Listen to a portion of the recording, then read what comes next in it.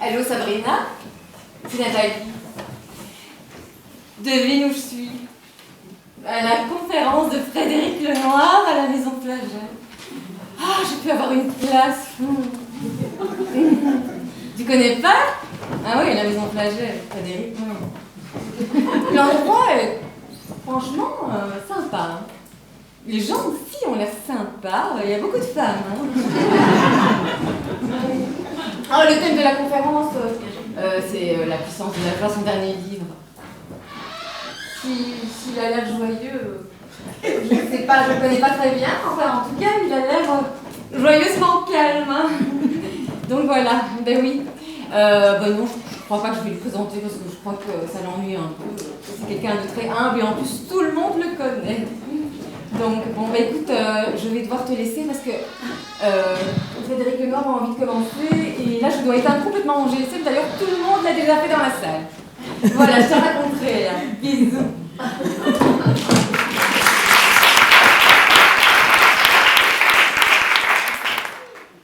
Je l'ai fait aussi. Merci Nathalie. Bon, Nathalie, c'est elle qui a organisé cette conférence parce qu'il n'y avait plus de place. J'avais 2 conférences à Bruxelles qui étaient pleines il y a depuis plusieurs semaines. Et donc elle m'a dit, bon ben moi j'ai pas de place pour ta conférence, donc je vais organiser une conférence. Donc voilà, donc c'est grâce à elle qu'on est réunis ici ce soir. Merci beaucoup Nathalie. Et puis c'est une conférence en tout petit comité, dans un beau lieu. Donc j'ai jamais fait une conférence devant aussi peu de monde, mais c'est la qualité qui compte. Donc on va être vraiment en famille. Je vais vous parler pendant à peu près 45 minutes hein, de la joie. Et puis après, on prendra une petite demi-heure d'échange, de questions, puisqu'on est peu nombreux, profitons-en. Et ensuite, je dédicacerai le livre pour ceux qui veulent, et on sera rejoint par d'autres personnes qui n'ont pas pu avoir accès, parce que la pièce est trop petite, qui viendront juste pour la dédicace. Alors, on va parler de la joie. Mais avant de parler de la joie, j'ai envie de vous expliquer un petit peu la différence entre 3 notions qu'on confond très souvent, qui sont le bonheur, le plaisir et la joie. Et très souvent, nous employons un mot pour l'autre. Nous disons, voilà, j'ai vécu un moment de bonheur, un moment de joie, un moment de plaisir. Alors qu'il y a philosophiquement une vraie différence entre les 3. Et je dirais c'est important de comprendre les concepts, parce que ça peut nous aider nous-mêmes à discerner mieux ce que nous vivons. Alors, le plaisir, c'est l'expérience la plus immédiate que nous faisons de satisfaction.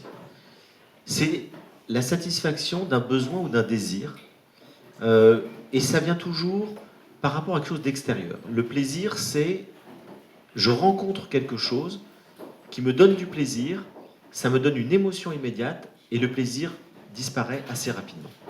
Donc les 2 caractères du plaisir, il y a une satisfaction, c'est un caractère de brièveté et c'est un caractère d'extériorité. Le plaisir vient de l'extérieur, il ne dure pas longtemps, ça me donne une émotion agréable et il faut tout le temps rechercher du plaisir pour en retrouver.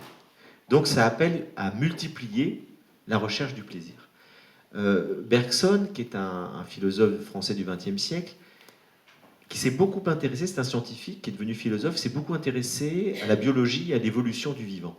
Et il nous dit, le plaisir, c'est une ruse que la nature a trouvée pour la survie de l'espèce. Si on n'avait pas de plaisir à boire ou à manger, on ne le ferait pas et on mourrait. Si on n'a pas de plaisir à faire l'amour, on ne se reproduirait pas. Et donc il analyse que tous nos plaisirs, à l'origine, sont liés à la survie. Et la joie, nous dit-il, au contraire, est liée à l'accomplissement de la vie.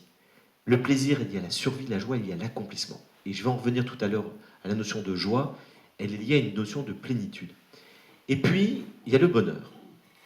Le bonheur, c'est un concept que les anciens, que ce soit dans le monde oriental à travers l'hindouisme ou le bouddhisme, ou le confucianisme et le taoïsme, ou que ce soit dans le monde occidental à travers la philosophie grecque, c'est un concept qui a été forgé pour essayer de nommer ce qui pourrait être une expérience de satisfaction globale et durable.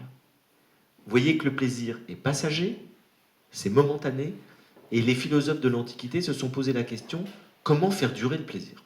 Pour dire les choses très simplement, c'est-à-dire comment être dans une satisfaction qui dure. Et c'est ce qui a donné naissance au concept de bonheur. Eudémonia en grec. Et le bonheur, c'est la recherche d'un état durable et global de satisfaction. On pourrait dire c'est un état d'être. Le plaisir est une émotion passagère, le bonheur est un état d'être. C'est une satisfaction qui vient d'une construction, qui vient du fait qu'on a choisi une vie qui nous convient. On est heureux quand on aime la vie qu'on mène. Voilà. Et donc, c'est une harmonie entre notre vie affective, notre vie professionnelle, notre vie relationnelle, la place qu'on a dans le monde, l'engagement qu'on a, si on se sent utile ou pas.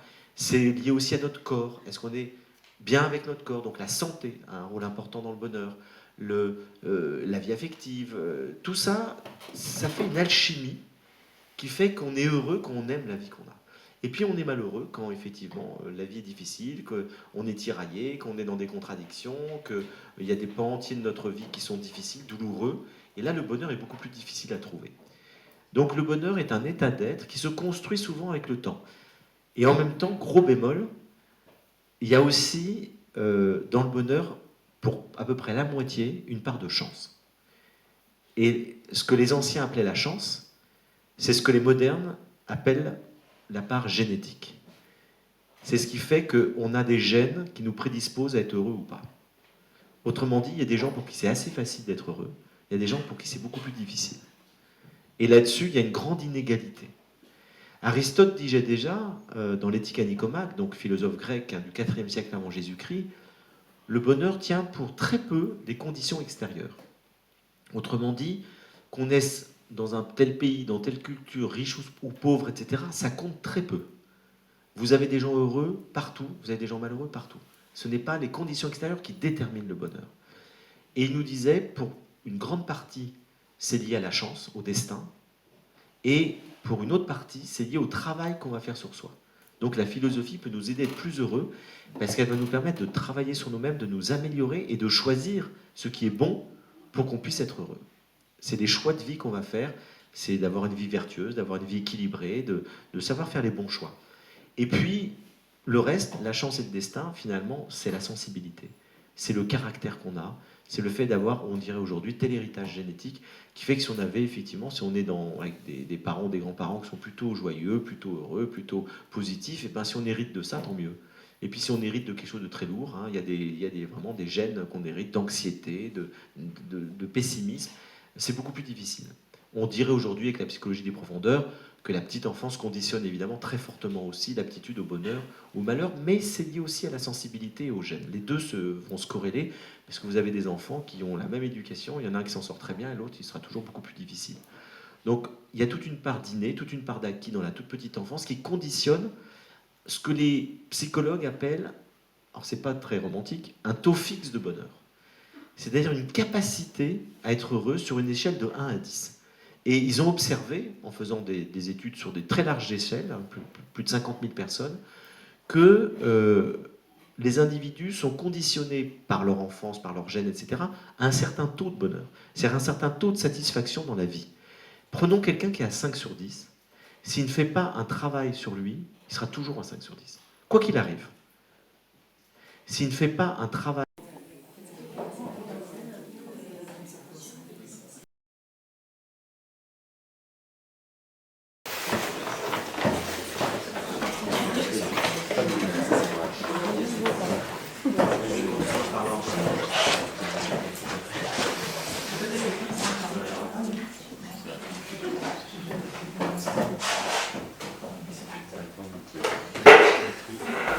Je vais continuer en parlant comme ça, et puis je vais reprendre un micro quand il sera prêt, prenez votre temps.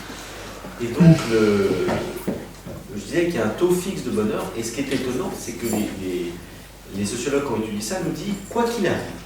Autrement dit, même s'il nous arrive un événement extrêmement heureux, au bout d'un certain temps, on retrouvera notre taux fixe de bonheur. Même s'il nous arrive une épreuve de vie, au bout d'un certain temps, on retrouvera notre taux fixe de bonheur qui est conditionné par nos gènes et notre tempérament.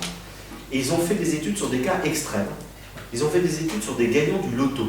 Ils ont pris plus de 300 personnes qui ont gagné au loto. Ils ont étudié. Et ils nous disent qu'en moyenne, les gens, prenons quelqu'un qui a 5 sur 10, là, tout le monde va passer à 10 sur 10.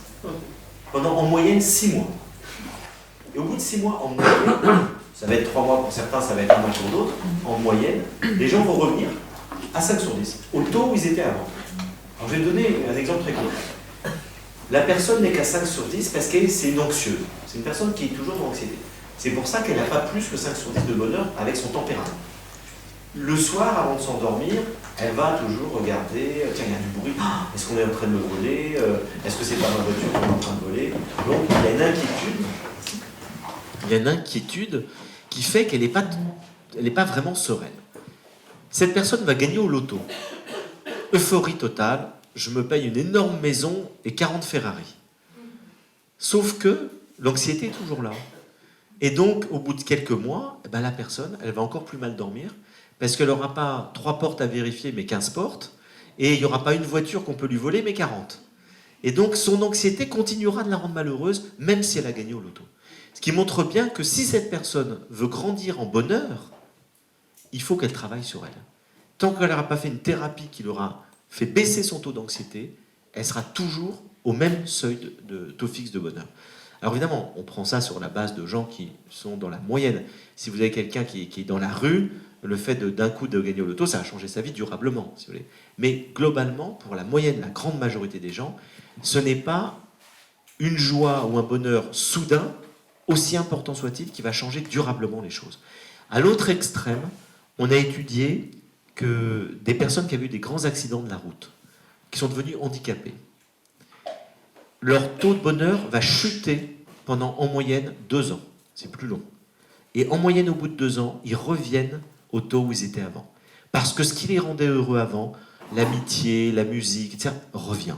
Et donc, ils retrouvent leur taux de bonheur. Et même, c'est dans cette population qu'on voit la capacité la plus grande de progresser dans le taux de bonheur. Parce que c'est un phénomène de résilience. L'épreuve, la cassure, les a amenés à travailler sur eux, à se remettre en question, à découvrir des choses plus profondes. Et donc c'est dans cette population-là qu'on trouve le plus de gens, par rapport à ceux qui ont gagné au loto, qui vont progresser dans le bonheur ensuite parce qu'ils ont été amenés, à cause de cette épreuve, à ouvrir leur cœur, à avoir plus de relations d'amour et d'amitié de qualité, à changer des choses dans leur vie, à prendre le temps de vivre, à savourer les choses importantes, ce qui contribue au bonheur. Donc vous voyez que la notion de bonheur, elle tient en partie à ce qu'on est, en partie à ce qu'on fait, à ce qu'on devient, à ce qu'on décide de faire. C'est pour ça que l'un des plus grands philosophes du bonheur, Épicure, dans l'Antiquité, nous dit au fond, il n'y a pas de bonheur sans plaisir. Il n'y a pas de bonheur sans plaisir. C'est-à-dire que le plaisir est essentiel au bonheur, mais le plaisir ne suffit pas à rendre heureux. Il faut aussi donner un sens à sa vie, c'est-à-dire qu'il faut faire des choix. Il faut orienter sa vie et sélectionner ses plaisirs en fonction des choix qu'on fait dans sa vie. Autrement dit, être heureux, c'est apprendre à choisir. C'est renoncer à certaines choses, c'est choisir les bonnes choses ou les bonnes personnes. Et Épicure nous dit, l'essentiel du bonheur vient du discernement, la capacité, par la raison, la phronésis en grec, de discerner ce qui va être bon pour nous et ce qui ne va pas être bon pour nous. C'est cette capacité-là, donc ça veut dire de bien se connaître. Il n'y a pas de bonheur sans connaissance de soi, parce qu'on va discerner ce qui nous permet d'être dans un état de satisfaction globale et durable. Donc choisir les bonnes personnes, les bons amis, le bon conjoint, le mode de vie qui nous convient, l'activité qui est juste pour nous. Ce sont tous ces choix qui vont nous permettre d'avoir une vie heureuse. Et pour lui, la vie heureuse vient de la modération. Vous savez, on a l'image d'Épicure, c'est le philosophe de la jouissance. Mais pas du tout. C'est le philosophe du plaisir modéré par la raison. Et donc c'est un plaisir qu'on va sélectionner parce qu'il est bon pour nous. Alors qu'il y a des plaisirs auxquels on va renoncer parce qu'ils vont détruire une harmonie. Et on voit très bien, il y a des gens, ils vont céder à un plaisir immédiat, ça va détruire leur vie. Ça s'appelle le syndrome DSK. C'est dans Épicure, je vous donnerai les références. Donc, pour une pulsion, on détruit sa vie. Et on comprend tout ce que ça veut dire. Et donc, Épicure nous dit, il faut renoncer à certains plaisirs pour garder un équilibre de vie et ce qui est essentiel dans notre satisfaction de l'existence. Donc, être heureux, c'est apprendre à renoncer, à choisir, à sélectionner ses plaisirs. Et puis, les vivre modérément, parce qu'il faut être dans la qualité plutôt que dans la quantité. Donc, Épicure nous dit, il vaut mieux quelques rares amis avec qui on a des relations très profondes que plein d'amis. Donc, qu'est-ce qu'il dirait à l'époque de Facebook? Je ne sais pas. Moi, je suis sur Facebook, mais j'ai pas d'amis sur Facebook. Je veux pas avoir d'amis. Parce que je dis ça, c'est pas des amis. C'est pas vrai de dire ça des amis. Les amis, il faut les voir, il faut les rencontrer, il faut cultiver l'amitié. Et donc, effectivement, je trouve que c'est très utile, les réseaux sociaux, mais pas pour se faire des amis. Donc, finalement, ce que nous prône Épicure, c'est une modération. Il nous dit aussi qu'il vaut mieux manger peu de choses, mais de la bonne qualité. Un bon vin plutôt qu'un pichet ou 3 bouteilles, il vaut mieux un verre d'un bon vin. Il vaut mieux des mets raffinés et prendre le temps de les déguster. C'est vraiment l'épicurisme, c'est un art de vivre. Un art de vivre dans la modération et dans la qualité. Et c'est ça pour lui les conditions d'une vie heureuse. Je crois qu'il a totalement raison. Et tous les grands penseurs qui ont travaillé sur le bonheur mettent en avant effectivement cette capacité de connaissance de soi, de discernement, qui permet de construire une vie qui nous convient, dans lequel on peut s'épanouir au mieux. Alors maintenant, la joie. La joie, c'est entre le plaisir et le bonheur. La joie ressemble au plaisir parce que c'est une émotion. La joie touche notre cœur, touche notre corps, touche notre esprit, et on est dans une émotion très forte. C'est sans doute l'émotion la plus positive qu'on puisse vivre. Quand on est dans la joie, on bouge, on remue, on a envie de chanter, on a envie de danser. C'est quelque chose qui nous met dans l'empathie. Comme toutes les émotions. C'est-à-dire qu'il y a quelque chose de contagieux. La peur est contagieuse, la joie est contagieuse, la tristesse est contagieuse. C'est une émotion très puissante qui est contagieuse, mais très positive. Et la joie ressemble au bonheur parce que la joie, lorsqu'on la cultive, lorsqu'on va de plus en plus dans la joie, elle devient permanente. Et on devient joyeux. On est dans la joie quoi qu'il arrive. Alors ça ne se fait pas du jour au lendemain. Pour certaines personnes, si. Parce qu'elles ont un tempérament très joyeux. Donc il y a aussi, comme pour le bonheur, des tempéraments plus ou moins joyeux. Mais c'est très proche de ce que je disais sur le bonheur. C'est le fait d'être optimiste, le fait de voir le bon côté des choses, etc. Mais pas uniquement. La joie se travaille. Alors comment?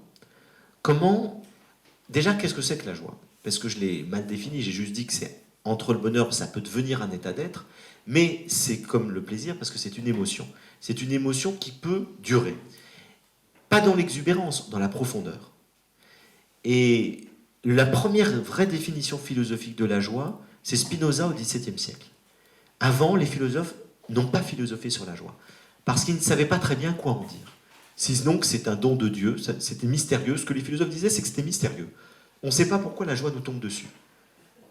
Et on est dans la joie, puis ça s'estompe, mais c'est une sorte de super plaisir, plus profond, plus intense que le plaisir, parfois plus durable, mais on ne sait pas très bien d'où ça vient. Et le premier philosophe qui a expliqué d'où ça vient, c'est Spinoza.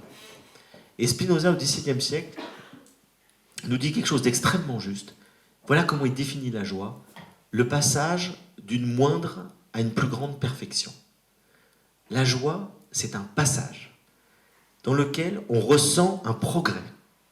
Un progrès du corps, un progrès de l'esprit, un progrès du cœur, peu importe, ça peut se jouer partout. C'est un passage où on grandit. Et donc, dans toute joie, il y a une croissance. Toute joie, il y a une victoire. Toute joie, il y a un progrès, il y a quelque chose qui fait qu'on s'améliore. Pour le dire autrement, la joie est une augmentation de notre puissance vitale.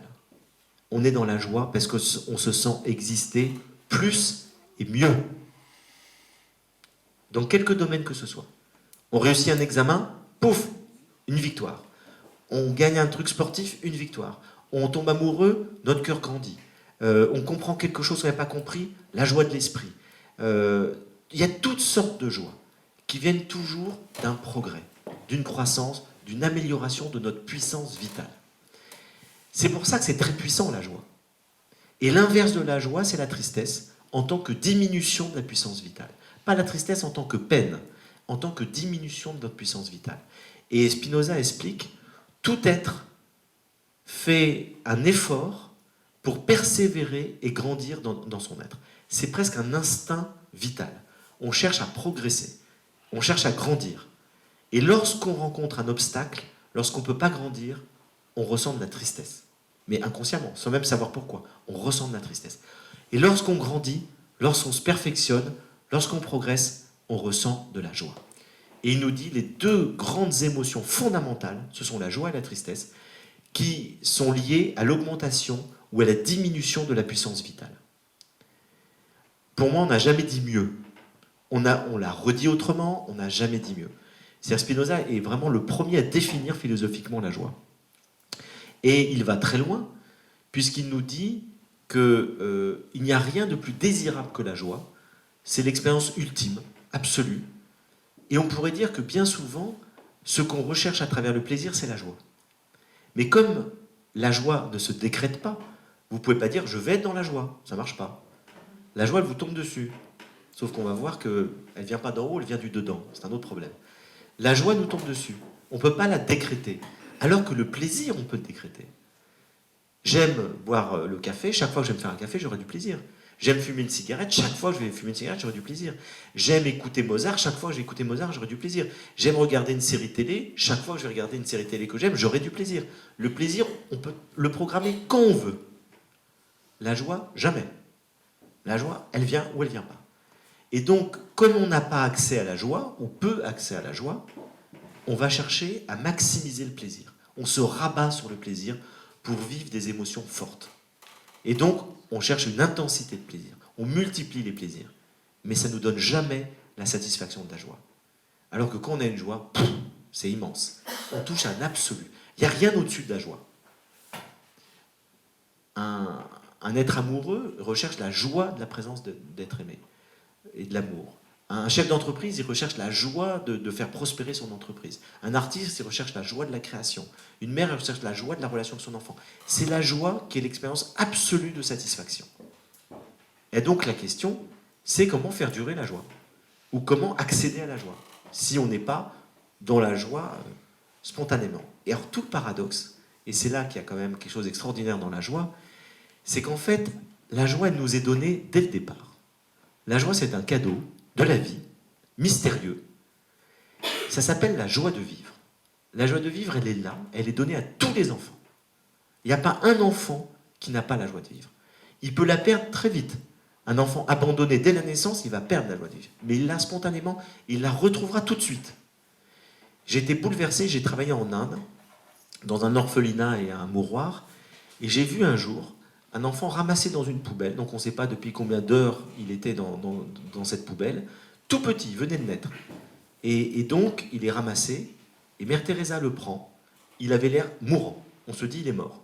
Elle le secoue, elle le masse, elle rigole, elle le truc, et l'enfant commence à ouvrir ses yeux, et au bout de 5 minutes, il rit. C'est une résurrection. Il rit parce qu'il est dans la joie. Parce que la joie de vivre est naturelle. La joie de vivre nous est donnée. Comme aux animaux, il y a une joie de vivre. Et après, les êtres humains ont cette extraordinaire capacité de perdre la joie. Et pourquoi est-ce qu'on perd la joie? Parce qu'on développe notre ego. Et l'ego, c'est une construction à la fois nécessaire, mais qui demande d'être équilibrée. L'ego, c'est ce qui fait qu'on va se séparer des autres, qu'on va se sentir, se percevoir comme distinct des autres. C'est la naissance de notre individualité. Notre sentiment d'individualité va se développer dans la petite enfance de plus en plus. Et de plus en plus, on va sentir qu'on est différent. Et donc, on va rechercher tout ce qui nous fait du bien, tout ce qui est agréable, et on va rejeter tout ce qui est désagréable, tout ce qui nous attaque. Quelqu'un nous critique, on est en colère. Quelqu'un nous effraie, on est dans la peur. Donc, on a un sentiment de protection par rapport à nous-mêmes. On s'identifie comme une personne séparée, ce qui est totalement nécessaire à la construction psychologique. Sans ego, on ne pourrait pas vivre. Et il y a des gens qui n'ont pas d'ego et qui restent à un stade psychotique, parce qu'ils n'ont pas de sentiment d'individualité.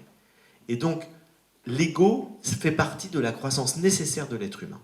C'est ce qui permet d'avoir de l'estime de soi, de manière plus élaborée. C'est ce qui permet de s'aimer soi-même. Pour s'aimer soi-même, il faut avoir un ego. Il faut le construire de manière solide. Et donc, on se construit dans le regard des autres. Donc, l'ego s'édifie à travers les relations que nous avons, avec nos parents, avec nos frères et sœurs, avec nos petits copains, etc. Plus l'enfant grandit, plus son ego se développe. Et en même temps, et c'est là tout le rôle de l'éducation, il est nécessaire d'apprendre à un enfant à lâcher son ego, à le dépasser, à le transcender. Sinon, on tombe dans l'égoïsme total ou dans le narcissisme, dans lequel on n'aime que soi, on se fiche des autres, et on refuse tout ce qui est désagréable. Et c'est invivable.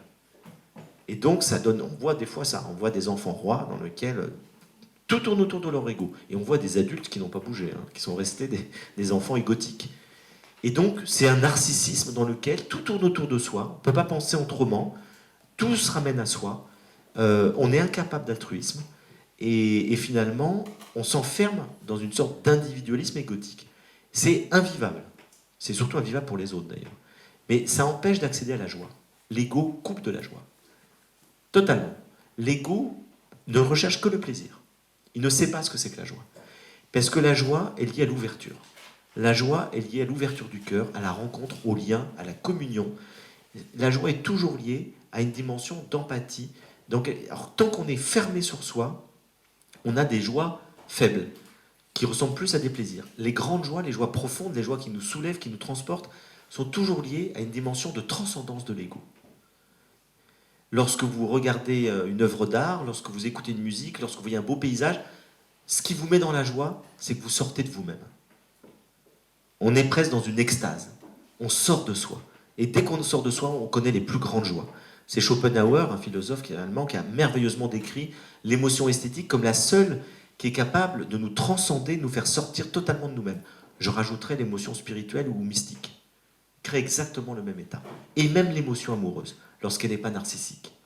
Et donc, on a des états, plus on sort de soi, plus on est capable de vivre des joies extrêmement profondes, extrêmement intenses, parce que justement, on dépasse les limites de notre petit moi.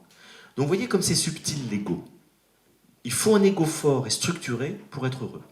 Sinon, on sera incapable, on sera vulnérable à toutes les attaques, à tous les dangers, on manquera d'estime de soi, on ne sera jamais heureux. Et en même temps, il faut être capable de lâcher son ego pour être dans la joie. Et si on a perdu la joie de vivre en Occident, pour beaucoup de gens, c'est qu'on est trop centré sur nous-mêmes. C'est ce qu'on appelle l'individualisme utilitariste. C'est-à-dire qu'on se sent comme un individu qui est le centre du monde, et le monde n'est là que pour nous servir, pour servir nos plaisirs. Et donc, on utilise le monde, la planète, les choses, les gens, au service de notre plaisir. Tout ce qui est agréable, on le prend, tout ce qui est désagréable, on le rejette. Comme un petit enfant qui n'a pas développé une transcendance de son ego. Donc finalement, si on a perdu la joie de vivre en Occident, c'est qu'on est trop dans l'ego. Ce qui n'est pas le cas dans beaucoup de pays. Si vous voyagez, allez en Afrique, allez en Asie, allez en Amérique du Sud, les gens sont dans la joie de vivre. Pourquoi ? Ils ont beaucoup moins d'individualisme. Ils sont beaucoup plus reliés aux autres, reliés au monde, ils sont croyants, et donc ils n'ont pas ce repli sur le moi qui crée cette tristesse de nos vies occidentales malgré tout le confort matériel que nous avons. Et là, on pourrait être milliardaire, tant qu'on est replié sur notre ego, il n'y aura jamais de grande joie. C'est impossible. Il y aura plein de petits plaisirs. Donc finalement, pour retrouver la joie de vivre, il faut faire un travail sur soi. Et ce travail sur soi, Spinoza en parle de manière admirable dans son livre qui s'appelle L'Éthique, où il nous dit « Nous sommes prisonniers de nos émotions. Et nous sommes entièrement mus par nos affects. Et donc finalement, il n'y a pas de liberté. L'être humain pense qu'il est libre, qu'il est capable de faire des choix qui sont des choix de libre arbitre, alors que tous ces choix proviennent de ses émotions. L'émotion précède la pensée et la raison. Et c'est l'invention de la psychanalyse. 2 siècles et demi avant Freud, il nous dit que nous sommes mus par notre inconscient et par nos affects. C'est totalement vrai. On commence par être mus par nos affects. Et puis, après, on a des pensées qui vont rationaliser nos affects. C'est ce qu'on appelle le mental. Le mental, c'est tout le système, le logiciel de pensée qui accompagne le développement de notre ego. Sauf qu'à un moment donné, il faut être capable d'être lucide et conscient de soi-même. Et ça se fait par un travail de raison, qui n'est ni le mental ni l'ego, ou d'intuition, qui nous permet de dépasser ces logiciels de survie affective qu'est l'ego, intellectuel qu'est le mental, pour faire des choix personnels, des choix raisonnés, des choix justes. Et donc tout le but pour Spinoza de la philosophie, on dirait aujourd'hui aussi de la psychologie, de la psychanalyse, c'est la lucidité. C'est savoir comment fonctionne notre mental, comment fonctionne notre ego, et comment nous sommes finalement mus par nos affects et par nos idées préconscientes. Et ce travail-là, il l'explique de manière assez remarquable dans l'éthique. On pourrait en parler aujourd'hui de manière similaire avec un travail thérapeutique en psychologie des profondeurs. C'est un travail de connaissance de soi, d'observation de soi, où on analyse nos émotions, nos désirs, nos idées, on les critique, et on s'aperçoit qu'il y a plein de choses qui ne sont pas justes, qui sont fausses, parce qu'on a reçu ça dans notre enfance, parce qu'on a tel traumatisme, parce qu'on a eu telle injonction, parce qu'on a telle croyance. Et donc il faut revisiter toutes nos pensées, toutes nos croyances, pour comprendre notre intelligence émotionnelle. Et une intelligence émotionnelle, ça s'acquiert avec l'observation et la connaissance de soi. À partir de là, nous pouvons avoir des idées justes. Et c'est ça le génie de Spinoza, c'est d'avoir compris que tout vient finalement pour changer de la justesse de nos idées et de nos croyances. Aujourd'hui, on va dire, tout vient de nos pensées. Si on a une pensée positive, on va créer un événement positif, c'est très juste. Mais Spinoza le dit de manière encore plus radicale, il dit effectivement, nos émotions nous gouvernent, créent des pensées ou des croyances qu'il faut critiquer pour remettre à la place des pensées ou des croyances adéquates et non pas mues uniquement par nos émotions inconscientes. Et donc, parce que nous allons faire ce travail pour avoir des idées adéquates, des idées justes, des idées vraies, nous allons pouvoir réorienter nos affects, vers des objets ou des personnes qui nous font grandir et qui nous mettent dans la joie. Et là, il revient à son idée fondamentale, c'est que la joie, c'est la croissance, la tristesse, c'est ce qui nous empêche de grandir. Et si nous sommes malheureux, nous dit Spinoza, c'est parce que nous orientons nos désirs vers des choses ou des personnes qui nous diminuent. Si nous sommes heureux ou dans la joie, c'est parce que nous orientons nos désirs vers des choses ou des personnes qui nous font grandir. Donc vous voyez la définition qu'il donne de l'amour, ce qui nous fait grandir. La définition qu'il donne de l'amour, elle est d'ailleurs pas très romantique, mais totalement vraie. Il nous dit l'amour, c'est une joie liée à l'idée d'une cause extérieure. Bon, si vous rencontrez quelqu'un, faites une belle rencontre, il vous dit entre la poire et le fromage, vous savez, vous avez des chandelles à table, tout va bien, très romantique. C'est quoi l'amour pour toi? Vous dites c'est une joie liée à l'idée d'une cause extérieure. Je pense que c'est mort, sauf s'il est psychanalyste ou philosophe. C'est pas romantique, mais c'est vrai. Alors ça veut dire quoi? Une joie, quand on est amoureux, on ressent de l'amour, on est dans la joie, parce qu'il y a une croissance du cœur, liée non pas à une personne, à l'idée d'une personne. La cause extérieure, dans le cas d'une relation interhumaine, c'est la personne. Vous rencontrez une personne, et qu'est-ce qui vous met dans la joie? Ce n'est pas la personne, nous dit Spinoza, c'est l'idée qu'on s'en fait. La représentation qu'on en a, la croyance qu'on met sur cette personne. Eh bien, il a totalement raison. Parce que, comme nos émotions précèdent nos pensées, nous commençons par avoir une idée inspirée par nos émotions, par notre imagination, par nos désirs. Et donc, prenons un cas. Il y a pas mal de femmes ici. Imaginons, vous attendez le prince charmant. Puis vous rencontrez quelqu'un de pas trop mal. Pas trop bête, plutôt beau gosse, plutôt sympa, dans votre milieu culturel et tout. Et vous vous dites inconsciemment, c'est le prince charmant. Et du coup, vous allez projeter sur lui tout ce que vous attendez du prince charmant. C'est-à-dire toutes vos attentes infantiles, tous vos besoins de vivre quelque chose d'extraordinaire avec quelqu'un d'extraordinaire, tout ce que vous n'avez pas pu vivre, ou alors tout ce que vous avez en tête de ce que doit être la relation amoureuse en fonction de vos patterns de la petite enfance. Donc vous allez rechercher votre père, votre mère, tout ce que vous voulez, mais vous n'allez pas rencontrer la personne. On commence par imaginer l'autre avant de le connaître. C'est ce que nous dit Spinoza. Et donc, l'amour, c'est une joie liée à l'idée d'une cause extérieure. Et Spinoza ajoute, il y a des idées adéquates et des idées inadéquates. C'est-à-dire qu'il y a des idées vraies, il y a des idées fausses.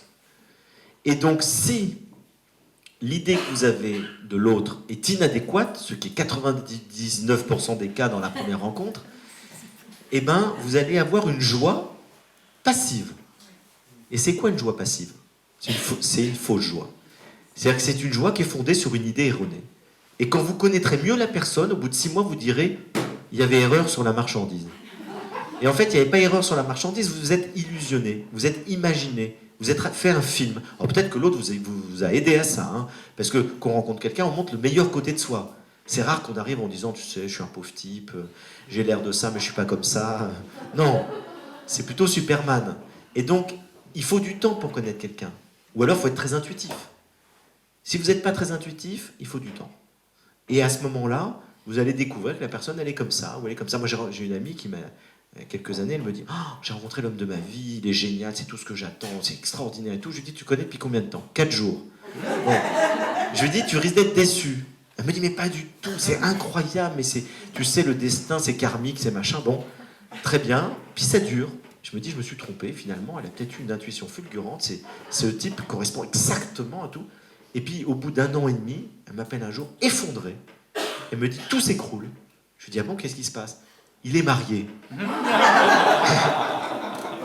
Et donc là, elle a mis 1 an et demi à s'en apercevoir. Bon, il a bien menti. Je lui dis, mais tu ne le savais pas? Ben non, je ne lui ai pas demandé. Donc, en fait, elle n'avait pas envie de savoir. La vérité, elle est là. Elle ne voulait pas savoir. Il était toujours pris, il était tout le temps en voyage, il était tout le temps injoignable, mais peu importe. Elle s'est jamais dit, il est peut-être marié. Parce que c'était le prince charmant.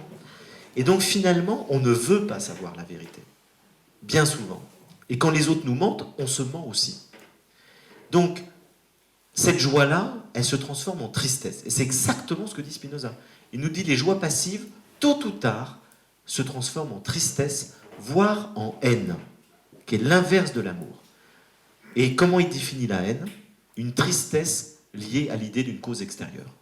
Et c'est pas compliqué, c'est l'inverse de l'amour. Une tristesse liée à l'idée d'une cause extérieure. C'est pour ça que quand on est dans la joie passive, c'est-à-dire ce qu'on appelle la passion, on pourrait dire la passion amoureuse, c'est merveilleux, c'est une joie euphorique, et dès qu'on est dans la réalité, ça se transforme ou en tristesse ou en haine.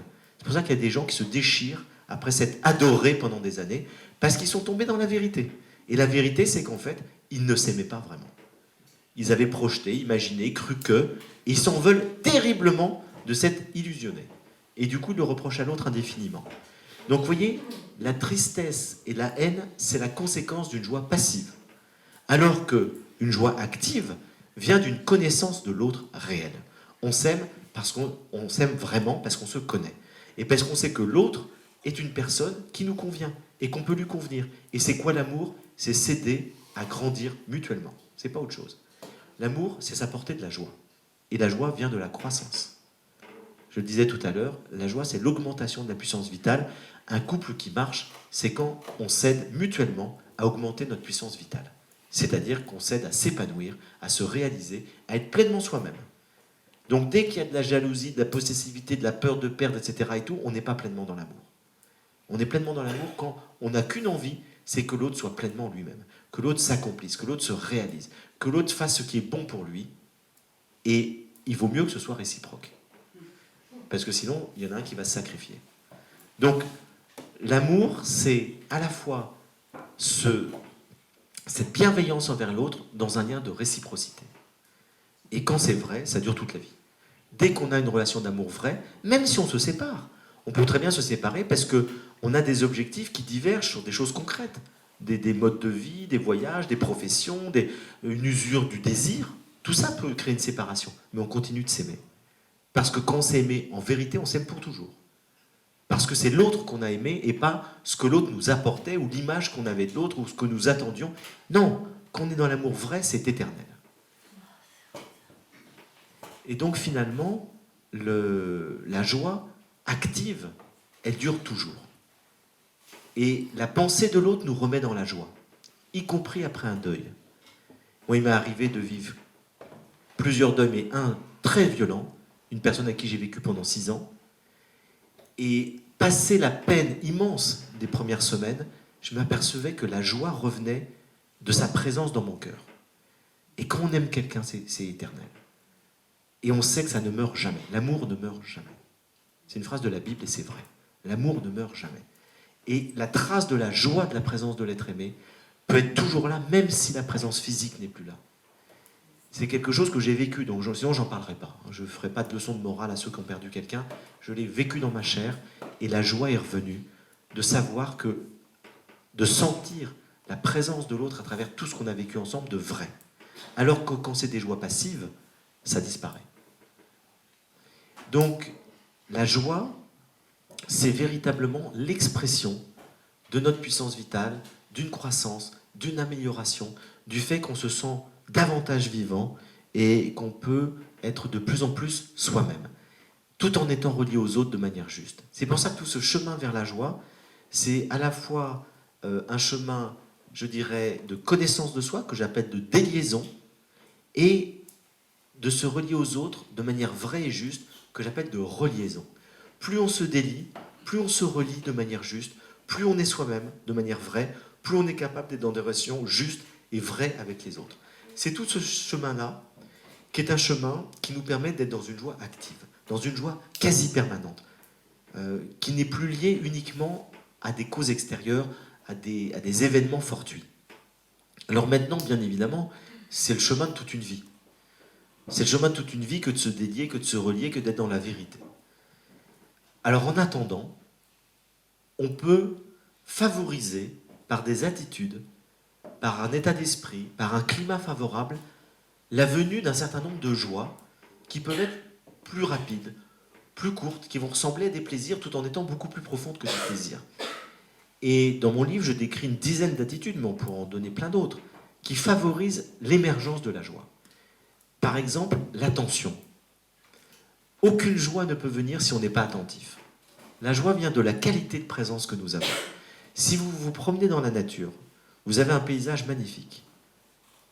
Et puis, vous êtes en train de penser à vos impôts, il n'y a aucune chance que vous soyez dans la joie. La joie vient de l'attention, de la présence. Il faut être dans ses sens, il faut être en éveil, il faut que son cœur soit ouvert. Vous pouvez écouter une musique merveilleuse, si vous pensez à autre chose, ça va vous donner aucune émotion. Donc la qualité de présence, être dans l'ici et maintenant. Ce que nous disent les sages depuis 2500 ans, c'est une vérité profonde. Pourquoi ? Parce que la joie ne vient que dans la présence, que dans l'attention. Autre chose très importante, le lâcher-prise. Ça, c'est pas si facile, mais ça nous met dans la joie. On pourrait dire le consentement, ça revient au même. Les mots divergent selon les traditions philosophiques ou spirituelles. Pour les religions monothéistes, on va dire l'abandon, la confiance en Dieu et l'abandon. Pour les traditions philosophiques qui sont beaucoup plus athées, par exemple Nietzsche, va nous dire la joie vient du consentement. Je dis oui à la vie, dire oui à la vie. Quoi qu'il arrive, aimer la vie comme elle est et pas comme je voudrais qu'elle soit. C'est ce que nous disent les stoïciens, Épicure, c'est ce que nous dit Nietzsche. Et donc, c'est une acceptation de la vie dans sa totalité. Et pas simplement je veux bien de la vie quand elle m'est favorable. Mais le fait d'accepter tout de la vie nous met dans une joie profonde. Et ça se vérifie sur des toutes petites choses, des petites contrariétés. Faites l'expérience. Vous loupez votre bus, vous allez être en retard, soit vous râlez pendant 10 minutes, soit vous vous dites, c'est comme ça, et ben je vais prendre un temps pour méditer, je vais prendre un temps pour regarder, pour aller dans une librairie 10 minutes, faire autre chose, accueillir l'événement non pas comme une contrariété, c'est une contrariété, mais transformer par votre esprit cette contrariété en quelque chose de positif. Et il y a de la joie qui peut venir. Moi, je me suis rendu compte de ça, la première fois que j'ai fait cette expérience, c'était il y a 10 ans. Je m'étais garé très rapidement devant un restaurant, j'étais en retard, je ressors du restaurant 2 heures après, il n'y avait plus ma voiture. C'est très désagréable, et à ce moment-là, on sait ce que ça veut dire fourrière. Fourrière, il faut perdre une demi-journée pour aller chercher sa voiture, il faut payer 500 €. Enfin, c'est vraiment une super galère, la fourrière. Enfin, à l'époque, c'était 500 francs, donc c'est plutôt... c'est moins cher, mais c'est quand même cher. Donc c'est un vrai désagrément. Et je commence à râler contre la vie. En me disant, ah, mais zut. Et puis elle n'était pas si mal garée que ça, vous savez, la mauvaise foi, quoi. Elle n'était pas si mal garée que ça. Et puis je suis pressé, et puis il pleut. Puis là, je m'arrête, je me dis, mais t'es ridicule. T'es en train de te pourrir la vie pour une voiture qui a la fourrière. Alors que t'es en bonne santé, t'as la chance d'être en bonne santé, tu fais un métier que tu aimes, tu es dans une vie amoureuse avec quelqu'un que tu aimes, pourquoi tu te pourris la vie ? Et là, j'ai lâché prise. Et je me suis mis à rire, et j'avais une joie immense qui m'est tombée dessus. Tellement grande que je suis encore arrivé à la fourrière, j'étais encore en train de rigoler. Donc le type, il m'a regardé comme un extraterrestre, en me disant, mais vous allez bien ? Je dis, oui, je viens chercher ma voiture, elle doit être là, oui, oui, sans doute, mais il m'a dit, j'ai jamais vu quelqu'un qui arrive aussi joyeux. C'est parce que j'ai fait l'expérience du lâcher-prise. Le lâcher-prise, c'est extraordinaire. Quand vous dites oui, et vous pouvez le faire avec une maladie, avec une épreuve, tant que vous luttez contre la vie, vous serez dans la souffrance.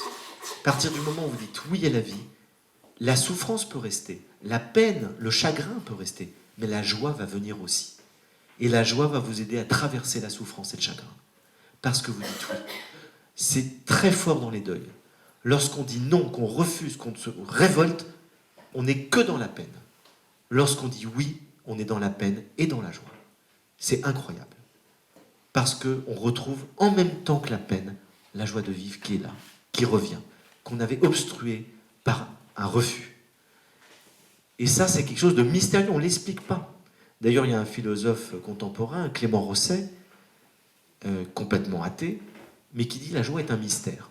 Et c'est vrai, la joie est un mystère. La joie de vivre est un mystère. Et il nous dit c'est un paradoxe, la joie de vivre.